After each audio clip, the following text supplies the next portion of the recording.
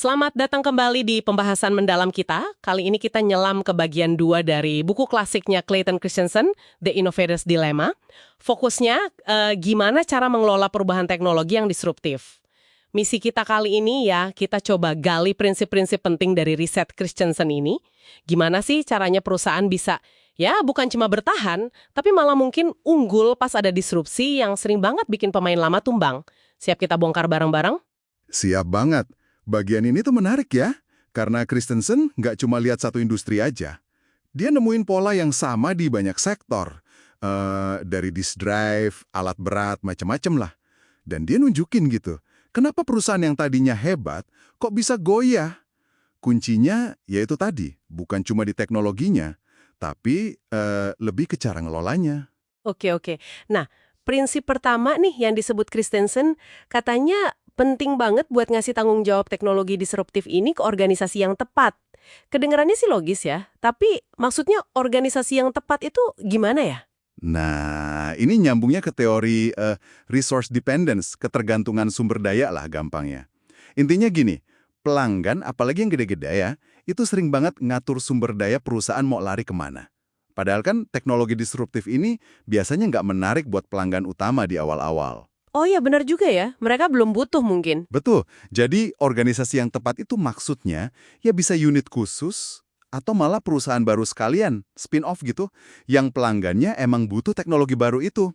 Contohnya kayak Plus Development dari Quantum, atau divisi PC awal IBM yang sengaja dipisah. Tujuannya ya biar timnya fokus garap pasar baru ini, nggak keganggu sama tuntutan pasar lama.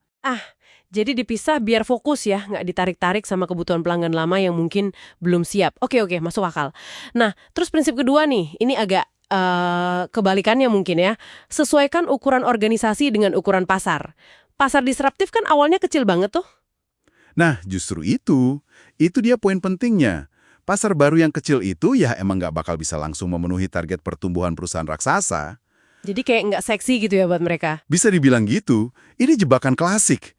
Kayak Apple Newton dulu, atau Seagate pas awal masuk ke drive 3,5 inci.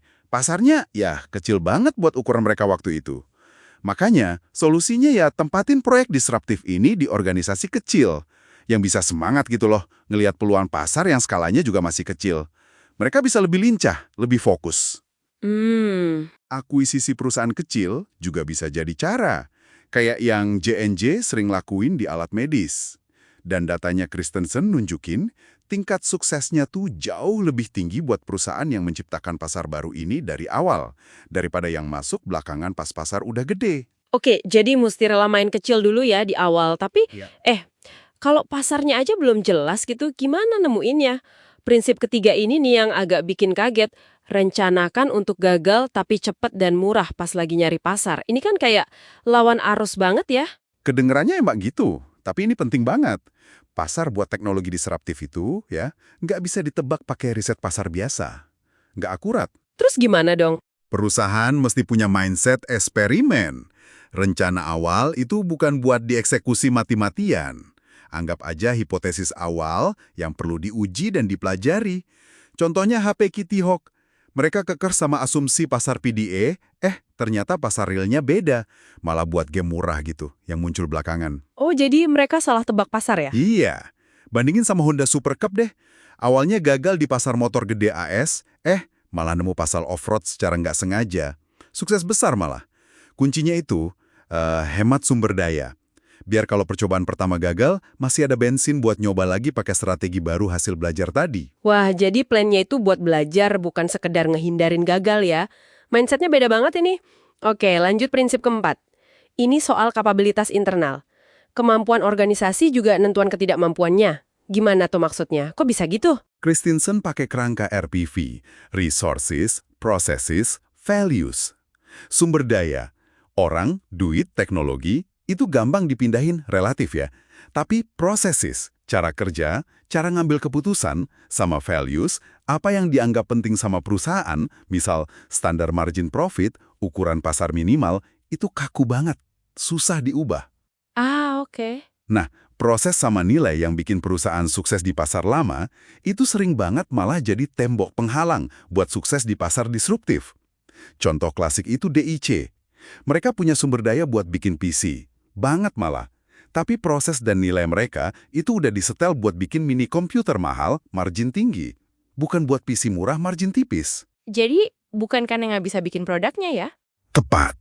Bukan nggak bisa bikin.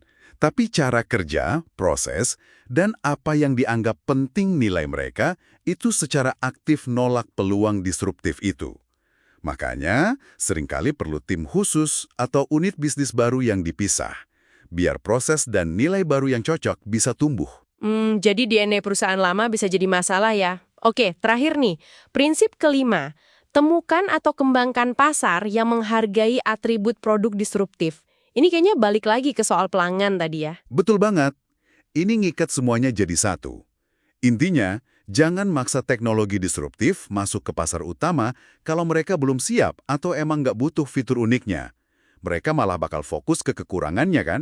Iya juga ya. Sebaliknya, cari ceruk pasar atau aplikasi baru yang justru nganggap fitur unik itu atau bahkan keterbatasannya sebagai kelebihan.